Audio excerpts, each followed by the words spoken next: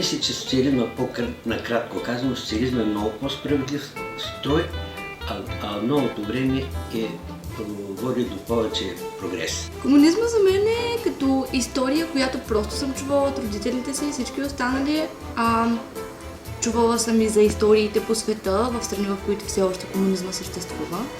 И е като изключително строг режим за нещата, но си има и своите хубави страни, както и всяко едно нещо, предполагам. Като човек трябва да живее. И той иска да бъде социално подсигурен по този начин. Зато и работи. Зато и той съответно гласува за определено правителство. Зато и той търси начин да подкрепи държавата и, ако трябва, и не само държавата. За да може да бъде социално сигурен, че утре няма той да бъде навън и просто да остане на улицата. Това беше невъзможно. И това не съществуваше в социалистическия строй. По време на комунизма повечето бяхме бедни, но щастливи, може би с младостта си, защото аз тогава, когато живеех тези години в комунизма, бях много млад. Повечето бяхме с разлика в заплатите от 10 до 20-30 лева, което не се отразяваше за състоянието на всяко едно семейство. И може би това равенство не правеше и по-близки.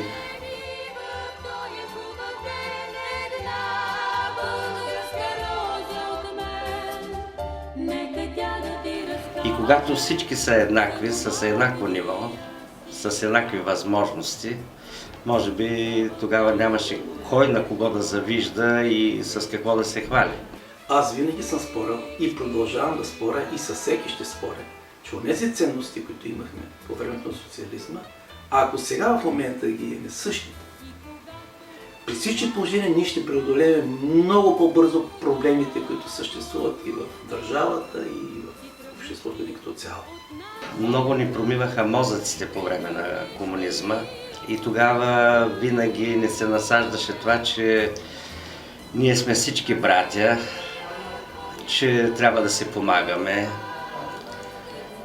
че дори това, което проповядва църквата, ако имаш една риза, е добре да я дадеш на ближния. Но това според мен бяха популистски лозунги, които помагаха да ни държат в подчинение и в някакво братско такова отношение един към друг. Но разбира се, ние тогава бяхме под желязна завеса. Никой не знаеше какво става оттатъка. Оттатъка само ни се показваха лошите неща, трагедиите, които стават при капитализма. И желязната завеса си вършеше работата. Всички се чувствали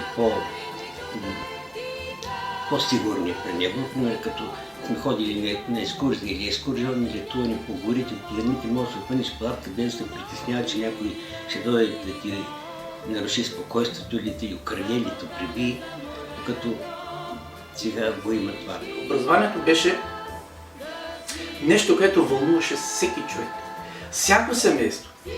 В училищата в България няма достатъчно образование и не се набляга достатъчно на политиката и тези въпроси, въпреки че би трябвало да е така, ако искат хората и младите хора да имат будно съзнание за политиката и за държавата си. Това, че никой да набляга на тези неща и не ги смята за верни, води до това младото поколение изобщо да не разбира какво се случва и да мисли, че няма разлики между партиите. Здравей! Как си, приятелко? В крайна сметка има го момента, в който наистина няма разлика между партиите, защото няма значение кой ще отиде на власт, при положение, че както е настъпила промяната, виждаме едно и също. Не съм живяла пълно време, да знам какво е, но съм виждала статистиките на производство в България, преди и сега. И тогава сме произвеждали много повече и сме изнасяли много повече, докато сега предимно внасяме продукция и блага, което според мен изобщо не трябва да е така, защото по този начин просто се губи суверенитета, смисъла хората да живеят тук. А когато почна приватизацията, беше казано, че ще се приватизират само от губещите предприятия. А това не стана. Много и печеливши предприятия спряха да работят, както и оръжейните ни заводи. Всички предприятия, дори и печеливши, бяха затворени.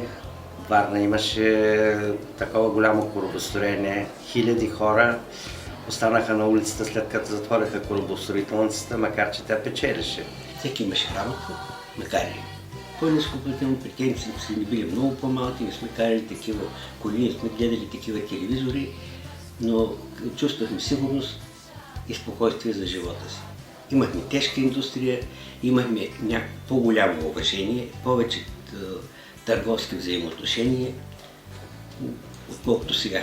Заводите, които сме имали, продукцията, която сме изнасяли, е било ценното за България и сме били стойностни като държава и нямайки тези неща в момента. Може би това е конкуренцията вече от големите държави, Щатите, по-късно и Русия, които са в големия бизнес с оръжие. Може би им пречеха нашите фабрики и тези фабрики също бяха затворени. Винаги сме гледали се прикрепим към някой от по-силните, което е нормално за малка държава в България. Обаче никога не сме обадили позитиви от това, само негативи.